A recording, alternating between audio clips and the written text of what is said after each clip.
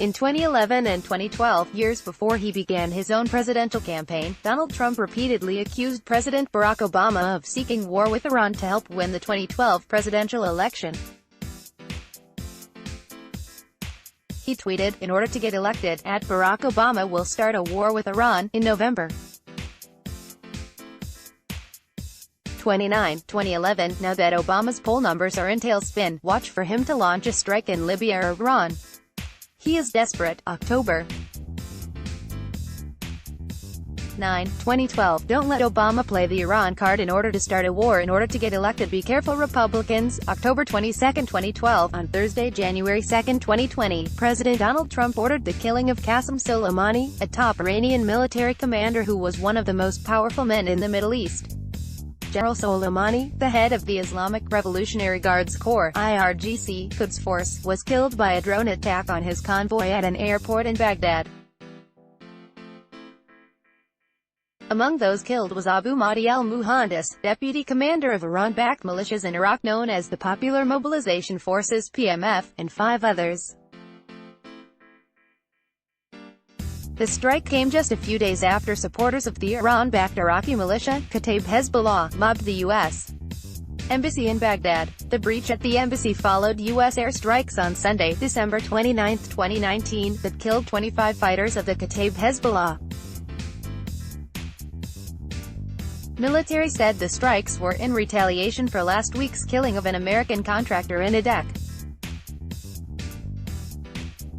27th rocket attack on an Iraqi military base in Kirkuk that the U.S. blamed on the militia.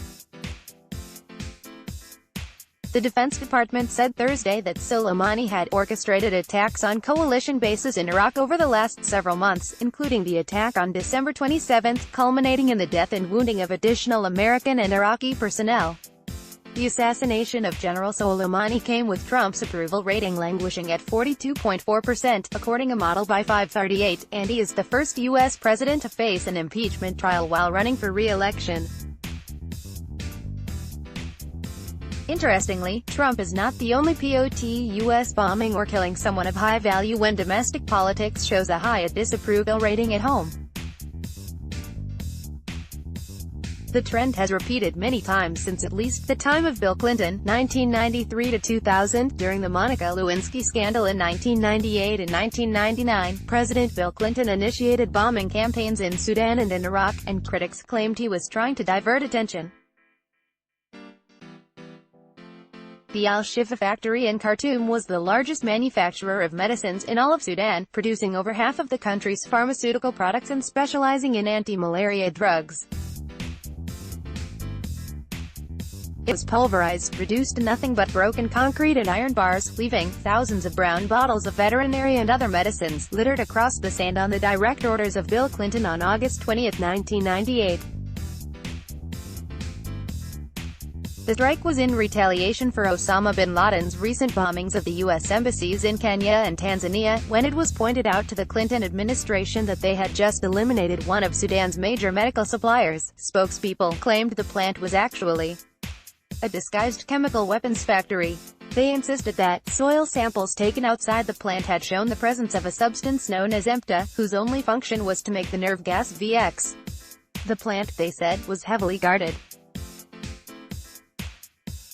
and it showed a suspicious lack of ordinary commercial activities. All of this turned out to be false.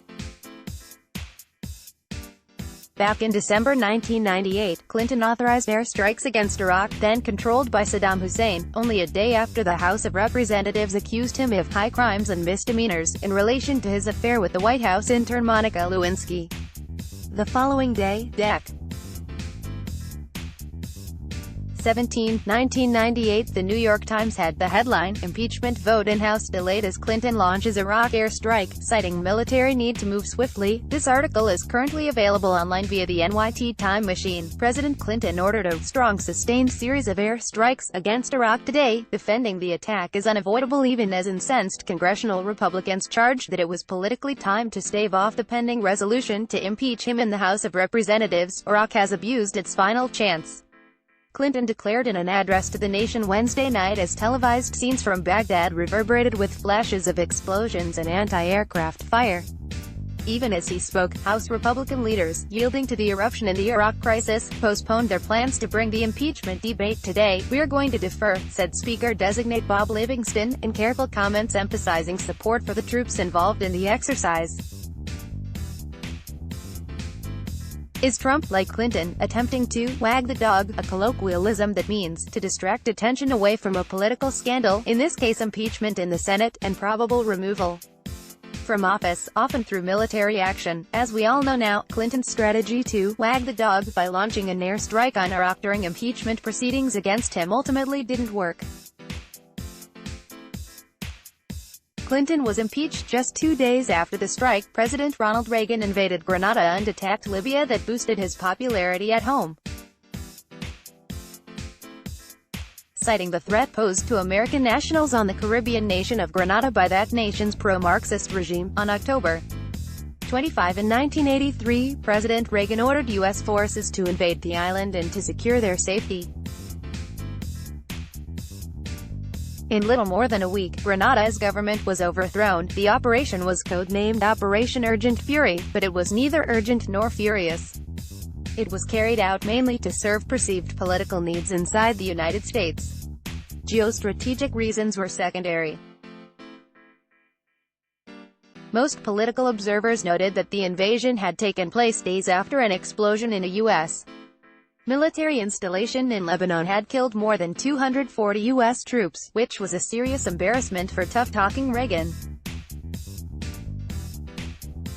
Nevertheless, the Reagan administration cited the invasion as the first successful rollback of communist influence since the beginning of the Cold War.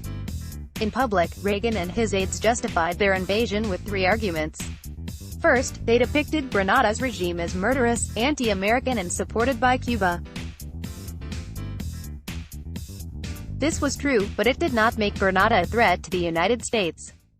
Second, they said they needed to protect the lives of American students, although the students did not appear to be in danger. Third, they produced a letter signed by the Governor-General of Grenada, Paul Schoon, asking for intervention. It later turned out that the letter had been written in Washington, backdated and delivered to Schoon to sign after the invasion began. The real reason for the operation was Reagan's belief that the U.S. needed a victory, anywhere. The Reagan administration never made any attempt to negotiate with Grenada's leaders or to evacuate American students peacefully. Its goal was not to resolve a tense situation, but to destroy a regime that Reagan said was planning to export terror and undermine democracy. The same approach would be used 6 years later in Panama, during Bush Sr.'s presidency, where the United States rejected a plan by the National Guard to depose the strongman, Manuel Antonio Noriega, because it wished not only to remove a leadership group but also to wipe out an entire governing system that it considered hostile. Inside the Reagan administration, Grenada invasion was seen as a triumph. It gave senior officials a sense of momentum, which propelled them to intensify U.S. support for pro-U.S. regimes in El Salvador and Guatemala and for Contra rebels fighting the Sandinista government of Nicaragua. After the United Nations passed a resolution condemning the Grenada invasion as a flagrant violation of international law, Reagan brushed it off by saying that the resolution didn't upset my breakfast at all. Several members of Congress visited Grenada to bask in the glory, among them Rep. Dick Cheney of Wyoming, who said the invasion proved that the United States was once again steady and reliable. Cheney, as we know, was later to become the architect behind the Iraq War in 2003. Reagan authorized the use of force against Libya. In the late evening of April 15, 1986, the United States launched a series of airstrikes on ground targets in Libya that killed many civilians, including Libyan leader's adopted daughter. Many observers noted that it was time to divert attention from the Iran-Contra scandal that had bogged the Reagan administration. The International Court of Justice, whose jurisdiction to decide the case was disputed by the United States, ruled that the United States had violated international law and breached treaties in Nicaragua in various ways. Reagan's popularity declined from 67% to 46% in less than a week, the most significant and quickest decline ever for a president. The scandal resulted in 11 convictions and 14 indictments within Reagan's staff. In 1988, near the end of the Iran-Iraq War, the U.S. Navy-guided missile cruiser USS Vincennes accidentally shot down Iran Air Flight 655, killing 290 civilian passengers. The incident further worsened already tense Iran-United States relations. When Reagan left office in 1989, he held an approval rating of 68%. This figure equaled the approval rating of Franklin D. Roosevelt, and was later matched by Bill Clinton, as the highest rating for a departing president in the modern era. Within a year of George H.W. Bush's oath of office, the USA invaded Panama. The operation was codenamed Operation Just Cause, which lasted over a month between mid-December 1989 and late January 1990. During the invasion, de facto Panamanian leader, general, and dictator Manuel Noriega, who for a long time worked with the Central Intelligence Agency, was deposed citing racketeering and drug trafficking. In 1970, Noriega, a rising figure in the Panamanian military, was recruited by the Central Intelligence Agency (CIA) to assist in the U.S. struggle against the spread of communism in Central America. Noriega became involved in drug trafficking and in 1977 was removed from the CIA payroll. After the Marxist-Sandinista government came to power in 1979, Noriega was brought back into the CIA fold. In 1983, he became military dictator of Panama. On January 3, 1990, Noriega was arrested by U.S. Drug Enforcement Agency agents and brought to the USA in 1992. Noriega was found guilty on 8 counts of drug trafficking, racketeering, and money laundering, marking the first time in history that a U.S. jury convicted a foreign leader of criminal charges. He was sentenced to 40 years in federal prison, but after extradition to and incarceration in Panama, died in a Panama City hospital on May 29, 2017. The official U.S. justification for the invasion was articulated by President George H. W. Bush on the morning of the 20th of December 1989, a few hours after the start of the operation. Bush listed 4 reasons for the invasion: 1. Safeguarding the lives of U.S. citizens in Panama; 2. Defending democracy and human rights in Panama; 3. Combating drug trafficking. Panama had become a center for drug money laundering and a transit point for drug trafficking to the U.S. and Europe. 4. Protecting the integrity of the Torrijos-Carter treaties. One contemporary study, however, suggests that Bush decided to invade for domestic political reasons, citing scarce strategic reasoning for the U.S. to invade and immediately withdraw without establishing the structure to enforce the interests that Bush used to justify the invasion. Kramer, Jane Kellett, 2006. Just Cause, or Just Politics, U.S. Panama Invasion and Standardizing Qualitative Tests for Diversionary War. Armed Forces. 32 178-201. Trump's military strike came at the very moment that defending his actions around the Ukraine scandal got much more difficult to do. Emails from officials at the Defense Department and the Office of Management and Budget were published this week, ending on Jan. 3, 2020, showing that the decision to withhold military aid to Ukraine until it opened an investigation into political rival Joe Biden came directly from the president, and that his decision came in spite of warnings from Defense Department staff that the hold violated U.S. law, as noted by Lawrence Martin of the Globe and Mail, Jan. 3, 2020, with so much damning evidence to support the impeachment articles of abuse of power and obstruction of justice, the prospect of a Senate trial becomes all the more dreaded for Mr. Trump. There is a speculation that Senate leader Mitch McConnell will avoid a trial by holding a snap vote with his Senate majority to acquit the president, but that would make a mockery of the process. Although Trump has already been impeached by the Congress, the airstrike occurred the day before the U.S. Senate reconvened to begin discussing his impeachment trial, as expected, to justify President Trump's assassination of a foreign dignitary in a third country. Vice President Pence claimed on Twitter that Soleimani helped 10 of the 12. Sept. 11 attackers traveled to Afghanistan. He lied, according to the New York Times. That does not match established historical accounts of General Soleimani or public United States intelligence about the hijackers. Soleimani is not mentioned whatsoever in the 9/11 Commission report. The report concludes there is no evidence that either Iran or Hezbollah were aware of the 9/11 attacks. Soleimani focused on undermining Saudi Arabia, and is said to have helped facilitate the capture of al-Qaeda militants on behalf of the U.S., the Times writes. Pence also mentioned 12 attackers, but there were 19, according to the U.S. official count. Published reports suggest that General Soleimani, credited for raising the Shiite militia that overthrew the Daesh ISIS from Iraq and Syria, was a potential target for killing by the USA. For a long time, dating back to prior presidential administrations, and it appears the Trump administration may have laid the legal groundwork for the strike as early as April, when the State Department designated the Revolutionary Guard as a foreign terrorist organization. The U.S.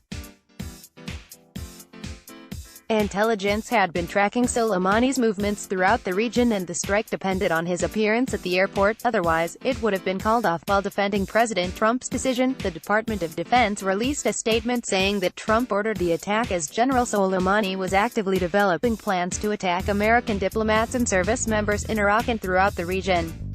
But it may be worth noting that Trump has repeatedly argued that starting a war with Iran was one way to beef up political support before an election, something that he himself accused President Obama. Is he now wagging the dog?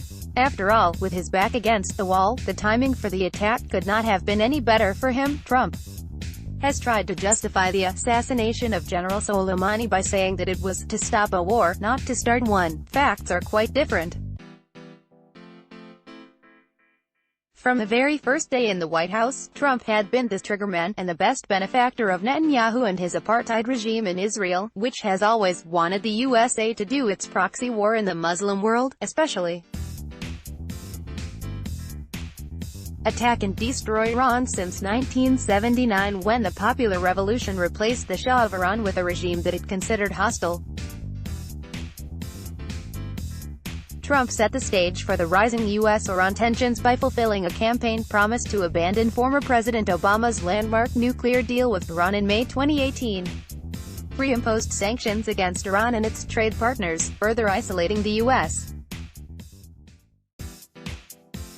from European allies who were signatories to the accord, and setting in motion ripple effects that led to deeper regional tensions across the Middle East. What followed was a series of provocations, which included Trump sending an aircraft carrier strike group and B-52 bombers to the region last year, in a sign of American exceptionalism and pharaonic arrogance. To act as the plaintiff, jury, judge and executor, Trump designated the IRGC and Hezbollah as terrorist groups.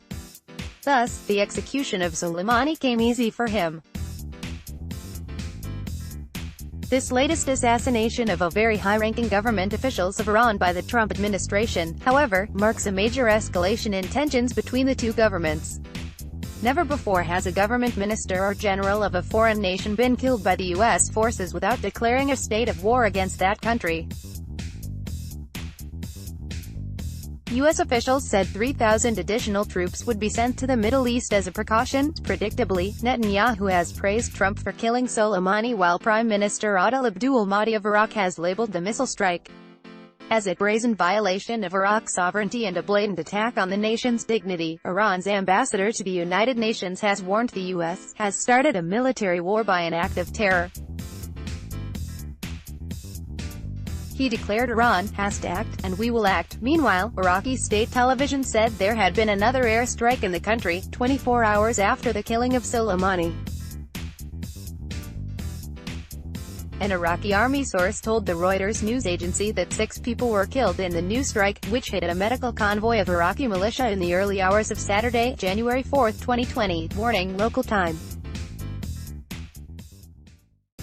Iraq's parliament announced that it would hold an emergency meeting on Sunday. The U.S. State Department warned Americans in Iraq to leave immediately. There is little doubt that the assassination of Soleimani is one of the diversionary tactics, the likes of which we have seen many times from the mass murderers in the White House. So what if Trump wants war, knows this leads to war and needs the distraction?